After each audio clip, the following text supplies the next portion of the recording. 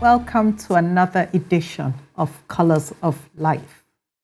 A World Bank survey done in 2021 suggests that over 50,000 Nigerians emigrated in that year alone.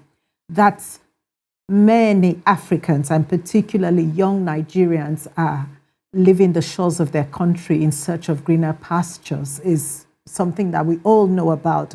And when you think of the security situation, the devaluation of our national currency, and life in general, things are tough for a lot of people.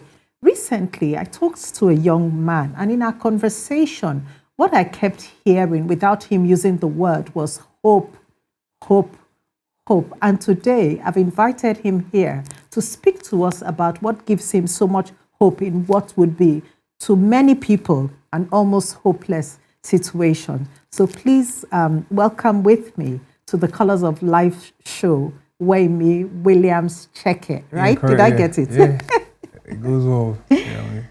Weyinmi, you believe, you said to me, I'm not going anywhere. And you can go if you want, because your mother lives in the United Kingdom and she keeps inviting you, right? Yeah, true. Yes, and you even went for a master's recently. And we know that the laws have changed in the United Kingdom such that if you've gone to school there, had a degree, a master's, you can stay back to work for a few years. But you chose to come back. Why? Yeah, choosing to come back is not really like how I really planned it. Okay. I basically saw God at work. So the thing about life is that, and there's the importance of the God factor. Me saying the God factor is not that I'm saying that I'm all knowing and all righteous. It's having the understanding that you have to hear God speak. And something I've learned over the years is seeing God speak and not just hearing Him speak. So you've repeated that phrase so many times, Weyinmi, seeing God speak. I've never heard that before. And I'm sure there are people listening who are wondering, what does he mean by see God speak? Yeah, there's one beautiful verse in Psalm 16, verse 6, where it says, your lands will fall in pleasant places. Here have a godly heritage. And the beautiful thing about life is that a lot of experiences show you how God is at work in your life. You don't necessarily have to see the brighter picture or have the clear vision of how things are working. But experiences over the years show you that God is really at work, no matter the struggle you may face. And the beautiful thing in Jeremiah where it says, I know the plans I have towards you are good and are not evil. So no matter the struggle you may be facing, there's definitely an end to it. And how I've been able to see God work is that through my life journey, it has never come easy. And at the end, I always see God at work. It always comes positive. So, and I'm a believer of being optimistic about life and being able to pass on the positive energy. So seeing God speak is through my experiences and how I've been able to scale through. Okay, so I'm going to take you to your experience. Let's begin with the circumstances surrounding your birth. When you talk about struggle, you almost were born into a struggle and yet you overcame. Would you like to share a bit of that with us? Okay, the struggle now is a joy to me because I have a loving family now. But growing up wasn't the kind of mindset I had about family and everything. Even until now, it still affects my mindset in terms of how a home should be. So growing up, I grew up in a broken home. Even before I was even given birth to, my dad and mom had already separated. So I was given birth not seeing a father and mother together. Okay. So living in separate worlds. Okay. And the experience showed me that you tend to not feel love, even if there's love around. So even when they're trying to show love, you tend to not feel love because a certain factor is not available. So you tend to feel that, a certain factor is overriding the factor that should have come into the certain factor that should be in place to ensure everything is right. But that factor is not in there. So I grew up not feeling love and affected school, work and all, but I just have to really thank God because over the years I've been able to grow over that, and I can say I'm doing well because God is so faithful. So one thing I'm standing on is God's word and ensuring that what I experienced at the past won't hinder my going forward. Yeah. Okay, interesting. And now, does that affect the way you maybe relate with God? Is God for you that father that perhaps, was missing in your life? I know he was there because you used to go on holiday and there were those times, but have you been able to see God fill that vacuum or, yeah? Yeah, God is the all in all, the Alpha, the Omega. There's a song we sang in the choir recently, whereby we called God my daddy. I'm here to sing for you. I see God as the number one factor in my life that has been missing. Because the thing about God is that He has everything for you, everything in plan. And is that Father you can run to, be vulnerable with, to open up, not judging you or even throwing you to a cave or the lion's den to be eaten up, maybe because of what you've done. With God, you find hope, you find life, you find love, you find everything. So having the God factor is key and it's paramount in my life. Every step I try to take. So whereby me saying I'm staying back, is me seeing God at work. Is me seeing God speaking. Like the word, you see I keep using the word seeing God speaking. Yes, you keep using it. Basically, it's me seeing God speaking. Okay. So I need to be with God because with God, you are nothing, basically. Like with God, you are basically nothing. I know. There's this, the generation now as a bit, they say the woke factor. I'm woke. I'm woke. I'm woke. Being, I know now. So, but you know nothing. You know nothing without God. Mm-hmm. And this struggle that you talk about, so it's not just, growing up as a young boy and all that, but even you did have a struggle at the university level. I believe there was a time, there was a setback in your academics. Yeah, true, definitely. There was a setback. And this came from a place of whereby I felt no love at a younger age. People that knew me from a younger age would know that I was very smart. Even till now, people still call me like I'm very smart.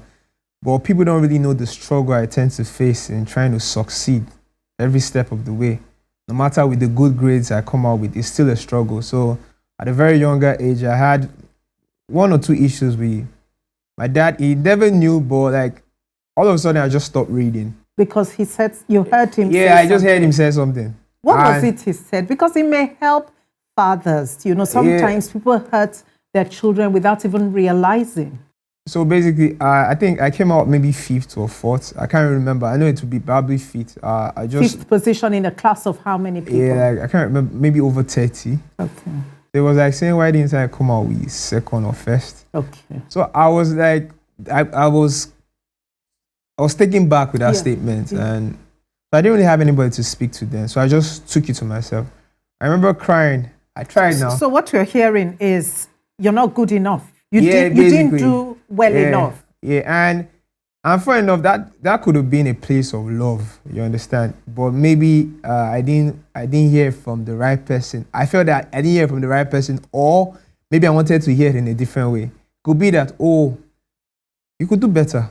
You could do better. I know you. I know your pedigree. Yeah. I know what you can do. You can do better. That's another way of saying the same thing. Basically, yeah. So I took that back then. Oh, you've done very well because you did very well.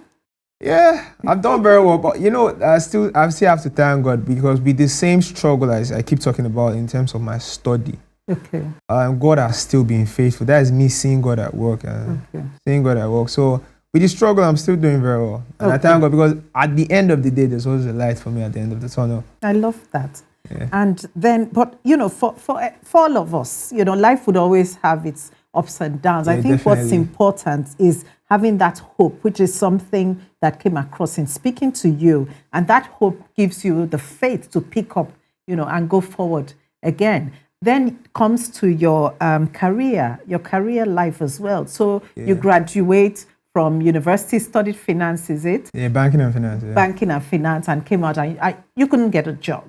Yeah. For like a year, you searched for a job. Yeah. Then you went my master's, to the United Kingdom to do a master's in banking again? No, finance, investment, and risks. Okay, so it's all in the same financial sector, isn't it? Not like I really wanted to do that. But okay.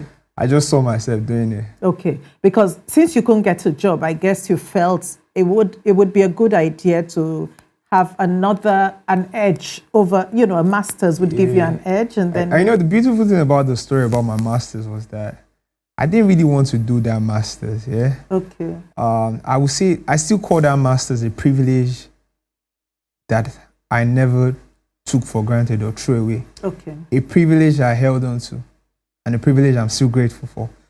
It's something I really appreciate my dad for. This is my master's. Okay. I won't say it has been like a major factor in my success story, but having that now, because if I was going for my master's now, I don't think I'll be able to have the funds we had then to go for the master's, but it's a privilege I held on to. So finishing school, not having a job. So I was still we're staying in Benin then, so from Benin to Lagos almost every week, just going back. I haven't had an accident one time. Okay. I think we're coming from school with some of my friends. We had an accident there. So I was always traveling, trying to look for a job. The intention was never to go for a master's because I had the goal of, all I really want to do, which I will still do, is a MBA in one of the top schools in the world. So I was definitely have to do that because that's like one of my major goals. So I really had the intention. So my dad was like, why? No job, just go for your master's. Yeah, my dad, yes. So I did. I went for my master's. And I'm really, really grateful for that. Very, very grateful, because if I had not taken that privilege then, I think I won't be able to have that master's now. I definitely have the master's, yeah, but I will definitely not have it. So is it because of the value of the naira now? No, not necessarily. Okay. It could be in terms of availability of funds and availability of resources. Okay. So it just you stepped your feet at the nail where it was still fresh. At the right time. And got a fresh injury. No, man. So the injury came at the very right time, and it healed at the right time as well. Okay. Yeah. So I don't know in between. So, but I'm really grateful for that, because with the struggle came another success. Okay. With the success came another struggle. With the struggle again came another success. So with the success again came other struggles, and the struggle came another success. And that's a pattern of life, isn't it? Yeah, basically, yeah. But at this time, I know you're in the banking industry, and you've been there for how many years now? More than 5 years. More than 5 years. So to every intent and purpose, as you say, God has been good to you in spite of the setbacks. You have a good job, don't you? I'll thank the Lord. Yeah, you have to thank the Lord. Yeah, it's faithful. I mean, a lot of the banking industry is one of the places that people would love to work in. I know it's very tasking, a lot of pressure, but it is a good job in any way we look at it. So Weyinmi, yes, it's like the rhythm of life. So down, up. Actually, Rick Warren, a writer, the writer of the international best-selling book, The Purpose-Driven Life. You probably know about it. I'm looking for that book. You are? Yeah, I'm actually looking for the book. You're kidding? Yeah, I should give you a copy. I have several copies. Oh, fair enough. Yeah, but I read an article where Rick Warren said he used to tell people, and he believed, that life was made up of ups and downs and ups, so there's a mountain, valley. But now he says that the mountains and the valleys exist simultaneously. They're both at the same time. So if you look, whenever there's a mountain situation, there's likely to be a valley situation. Definitely. Running parallel. Definitely. And vice versa. Yeah, definitely. So that's life, isn't it? Yeah, definitely. And your story is one of how God has helped you cope, whether it's in a mountain or a valley situation. And that's why you have that hope that is just so obvious. Yeah, definitely. We're taking a break now, and when we come back, we continue this conversation with Weyinmi Cheke. I'm reading from the Colors of Life devotional. The topic is From Generation to Generation, and the scripture is Joel chapter 1, verse 15. Tell your children of it, and let your children tell their children, and their children another generation. God instructed the Israelites to pass on the memory of their experiences with Him onto their children, who would in turn pass it on to their own children, and so on.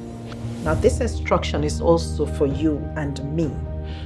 But we must not only tell our children of God's goodness, we need to also let them know of his impending judgment on those who insist on going their own way. One of the ways we can deliberately share our knowledge of God with our children is by having a daily prayer as a family. That way, we pass on our faith from generation to generation. It's important that we make time out daily to commune with God. From my experience, I would say first thing in the morning is the best time to do so. Now, in this time of fellowship, we can praise God, thank Him, pray to Him, and also make time to listen to Him. One of the most common ways God speaks is through His Word, the Scriptures, and that's where the use of a devotional is so important. God has a word just for you. Get your copy of the Colors of Life devotional today.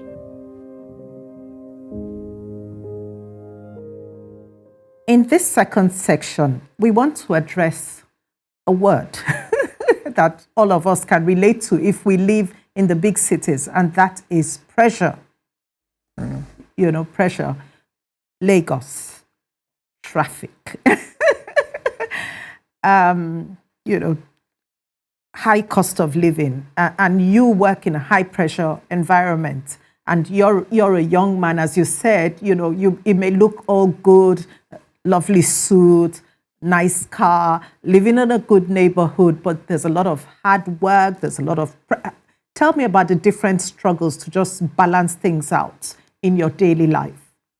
The daily life is... You asking me that question, it's just things are just running in my head, like thinking of how I'm waking up, thinking of how I'm saying a word to my father, or thinking about how I'm in a lazy state studying my devotionals, and thinking of how I'm rushing out of the house to get into my car to get to work. What time do you leave home? I basically leave home like 5:30, home before 5:30 most days. And you get to work at what time? Past 6 to 6. Okay, that's very early. Yeah, just to ensure I beat the traffic. Okay. I'm not a fan of driving. I can imagine that. I can understand that. Yeah, not a fan of driving. So I just want to just ensure I get to the office on time, avoid traffic. So what I tried to do before, when I was still trying to further in terms of career development and career progress, studying for my exams. So what I do when I get to the office, I study from like 6 to 8 or be at the gym. Okay. Well, certain times I had minor setbacks, failed my exam once or twice, but I'll go back next year for the exam. So now basically what I try to do is either I'm sleeping in my car, or now I just started the gym of recent. So after the G8, get to the office. What time do you close? I can't really say the time. Okay. The closing time is meant to be 5. But so certain days I could be in the office like past 10, past 11, past 9. Really? Yeah. Definitely. And then you drive back home. Yeah, definitely. And if you're going to leave home at 5:30, you have to be up at 4. Latest 4. I have to be up by 4. You know why I have to be up by 4 is why? That I have to really have time with my father. Okay. God. And me having that time with my father, it's not like it's all rosy between 4 and 5. You're tired, you're sleeping off and you're reading your plan and you're sleeping off. So have alarms in between 4 and 5. So by chance I sleep off, I'll be up by 5 again. So it's being up and ensuring that I just have a time with the Father, because there was like a period in my life where I went through a year without even studying the Bible or even praying. I think the devil was at work then, because it got me thinking of, you can't be praying or studying while you are tired. You can't have time with the Father while you are tired. I just wake up and go to the office, looking at your career, just putting your focus on your life, your career. So you found out that time of fellowship is like a lifeline for you. It's actually a lifeline, and it's really a line that should never be cut. Because it gives you strength to face all the other things. The other days. And you talked about even a health challenge that you have as well. Yeah, health is also a struggle, because I have days where body is shaking, and you have days whereby... You're asthmatic, you said. Yeah, I'm asthmatic, and this year has been a funny year for me actually. So apparently, I normally have my attacks in December, but all of a sudden this year I've had it like more than 5 times. More than 5 times. And that's probably related to the fast-paced lifestyle, Fast-paced stroke, yeah. Pressure to meet up with deadlines and targets in the office, Yeah. and in talking to young men. I mean, I have a son. He's young. He's still in uni, and a daughter. But in interacting with young men and even older men, what we find is that they tend to be more lonely than the women. I think it's easier for we women, to get together, form a book club, form a girls club, and, women's fellowship. We're going out for breakfast together, but we don't get that sense with the men.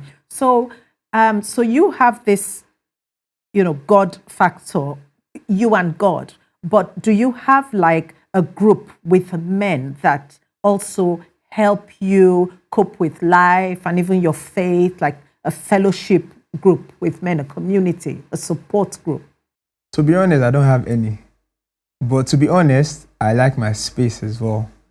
And what I see in that is that we tend to get carried away with, we have to be busy, we have to meet ends meet, like you said, and there's a lot of pressure to meet this, to meet that, to meet this. So we tend to get carried away with, life has a struggle, so we have to face that struggle.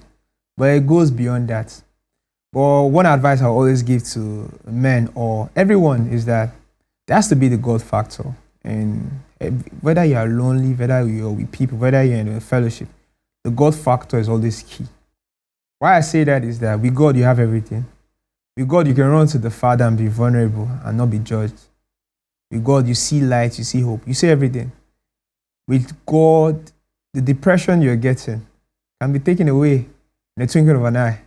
And you did tell me that when you were younger, you experienced depression. Yeah, definitely. Tell us about that, and how were you able to pull through? Because a lot of young people, and this happened to you in your teenage years, we're having, teenagers struggling with this issue of depression. What caused it? How did you pull through? Okay, I think what caused that depression at a younger age was, I think from a place of not being loved, thinking I was not loved, from a place of thinking I was not loved and not seeing me being loved, and also from a place of knowing that I was struggling. I felt sick a lot then when I was younger. There was a certain time in my life I struggled, like I said before, I struggled with academics. People didn't really know then. I didn't really have a lot of people to speak.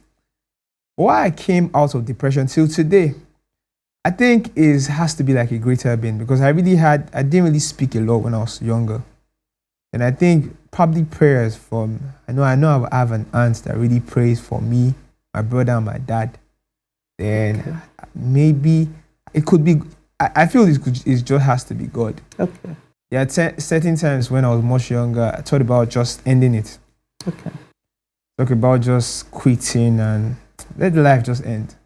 Like I said, I told you one time I was checking how to just end it without feeling pain. Without feeling pain. Yeah. I saw a lot of, so what I saw online was still there was pain, so I just backed off about it. Yes, and you remember, I said to you that just listening to you makes me also understand why it's so important for us to fight for our homes and our marriages, because when we have a situation where our homes are broken, the effect is far reaching than we can imagine. It's not just about us, like myself as a woman and my husband, but it's about our children, as well. So that's something I really appreciate, and it's something from this conversation that I also want our viewers to go home with. I had a guest once I was talking to, and she was talking about the issue of infidelity in marriage and how it leads to breakup. And these days, where a lot of families a lot of marriages are breaking up easily. It looks like we're giving up just a bit too quick, So I'm seeing another reason why we need to stay back and fight for our homes. Yeah, definitely. And it's one thing I also struggle with in terms of being in relationships currently, because I have the fear factor of that if I get into a relationship, I get married, and being not patient or not understanding, I could say let's just let it be a quit. And if there's a quit, they say where two elephants are fighting, there's always a tussle. Then you just hear things shaking around, not even knowing what's shaking, but you just see things shaking. So there's always a ripple effect to a broken home. So it shows in the children's life, and it also plays a part in how the children trying to grow up as well. So we had one online service of recent whereby they talked about God is fighting for our space. God is fighting for the family space. God is fighting for the nation space. God is fighting for the individual state. I know, why God is fighting for the family state? Because in the family is an institution God ordained from the beginning. So if a lot is broken in the family, it not necessarily affect just an individual, it affect a whole community, then the nation at large. Yes. So it's something that we need to hold on to and understand why we are there. Hold on to. I think everyone should have an understanding in Colossians 3, whereby Colossians 3, I think 25 or 22 down, talked about the children we should love, how the husband should love their wife, the wife should be submissive, to her husband, the children should honor their parents, and the parents should not provoke the children to sin, as it were. Yeah, so there has to be that understanding, because the effect is so daring or tough that it goes a long way. It not just happened today. It goes a long way for the years to come. Okay. So whereby you are just still having thoughts of how it is, and saying, oh, this could be me as well. But whereby you see a home whereby there's love, just imagine a home, there's love in every home in the nation. It can happen, but now, we are facing reality. It's not the case. Yes. Just imagine there's love in every home. Yes. Just imagine there's love in every home. It would be a different world. And that's why the enemy fights so hard, isn't it, to destroy homes. So when that, because we're praying for Nigeria, so like once you say we are praying for Nigeria, I don't really care what people say we pray a lot, we pray too much. No, I'm there, I'm running, I'm praying for Nigeria. And that's that hope that you have. Yeah, definitely. I don't know where the hope is going, because basically I'm not really seeing it's not like I'm a billionaire or like, anything to be encouraged but about. I just feel that there's definitely something for me here, and there's something for Nigerians, because this is definitely our home. So when he said that message about God fighting for the home, when he says fighting for the family, it got to me that, because he said something about the divorces happening now could be that what the ladies saw in their homes, what men saw in their homes, what the fathers were doing, fathers beating their wives, fathers infidelity and everything. It could be those effects. So it shows that institution God has ordained. Yes. The devil is after it, and we should it's something we should hold on to tight and not give up on. Like you said, just imagine there's love in every home. Just imagine how the workplace would be. Yes. Just imagine how our roads would be. Just imagine how driving in Lagos would be. Yeah. Do you think there's anything the church can do to help the homes stay healthy and love? So we know what the scriptures say, and yet the reality is that daily homes are falling apart, and maybe more than in the past. What do you think we can do practically to help the church? I think practically is to just tell the truth. I think a lot. What I see most times is that the church tends to hide from the reality of what's happening. Okay. And try and just maybe sugarcoat the Bible or something. Okay. So there has to be a place of the truth and standing firm of what we believe. Okay. So you believe, so God has ordained a community for like father and mother to come together, to have children and all, to live as one. But we tend to now get carried away with maybe what the world is saying. I think one thing we should hold on is to the word of God. Okay. And being able to say the truth. And also being Being authentic, being real. And also being the point of contact for families to run to. I'm not saying the family should run to every time, because you have your home whereby you behave. Because if we're able to build that in the church, whereby we're passing the message that, oh, love your wife. Because one thing I got that really got to me one time was when I got across Colossians 3:25. Okay. I observed that a lot of times we talked about more on women being submissive. I forget the fact that the Bible said the husband should love his wife. their wife as Christ loved the church. I know Christ loved the church. He died though. I tell you how deep it is. He actually died for the church. So if we are keeping those words, hiding those words, because I read that, I got a lot of light when I read that chapter, reading 25 down for men, that there's a lot of things that has not really been said to men. Okay. Just keep focusing on the women, like submissive. Yes. Women submissive. Okay. Submissive. Okay. And not forgetting what the men should also do. He said, give them, whereby they say something about giving sweet words and making, because you have to love yourself to be able to love someone else. Yes. So I think we have a lot of maybe broken men that need help themselves so that they are secure enough to love their wives. Yeah. So, and I think what you said something about fellowship is whereby, so you know we're in a digital age now, it's always online, but we should never forget the place of fellowship. Yes. So it's person-to-person contact is so important. Going for services and having to see people. So yes. So there needs to be that bond, creating that bond, whereby you have men who like men. Like in the youth ministry now, I'm like the head of the singles men ministry. So whereby I'll come up with like fellowship, just breakfast, just talk. You see by where. Yes. And the beautiful thing about it is like I say, oh, it's just for like 3 hours. You see, we talk for like over 4 hours. I think the last one we had, we were talking. They said, why did I end it? You saw men being open up. So I think there needs to be that place of feel vulnerable. Vulnerable talk, and that should be the place, the open space. So so I feel that the church should be open and be real as well. Yeah, so people can. Jesus said the church is like a clinic. He's come for those who are wounded, and we should be able to go there, feel vulnerable. We can open and talk about the things we're struggling with, and have hope. That hope that is so important. Yeah. So we are going to take a break now, and when we come back, we'll conclude. Thank you so much, Weyinmi.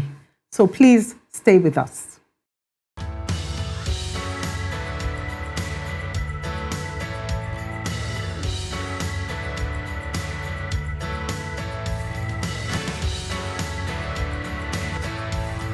Welcome back to our Colors of Life show. My guest is Weyinmi Cheke. You said something about, what's your full name? So my name is Weyinmi Cheke. And what does that mean?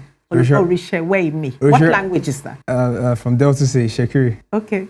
So that's like one of my, that name is like royalty to me. So I don't really give everybody to call my name, mostly family. Okay. So in the office, they call me Williams. Okay. But the name I really like is Weyinmi. But the full name is Weyinmi, meaning God is on my back. So I really hold on to the name. So all my documents, so a lot of people tend to cut out the Orisha out, the God part out, because it's so long. Okay. But I have to have that. Okay. All my documents has to be there. Yeah. Orisha Weyinmi. Yeah. So I like the old meaning. It gives me a lot of confidence. Okay. Yeah. And you've emphasized over and over again how God is the most important factor in your life, and that's so evident. But you also shared just in our last conversation the importance as well of fellowshipping with other Christians, and how the church should be like family, where we come and we are loved. We can be ourselves, we can be vulnerable, and you've experienced that in your youth fellowship in your church? Yeah, definitely. Yeah. So how did you meet the Lord? How did you become a born-again Christian? Okay, so the story is how, so how I see it is that, I've been in and out of the faith. So, being in a Christian home and going to church and coming out a lot of times. So, give your life to Christ, ordain your life back. And there was one time that really stuck out for me. It was the convocation service we had in my church. That was like on August 29th. I'm not really sure of the date, but if since the convocation service, I'll be able to get the date.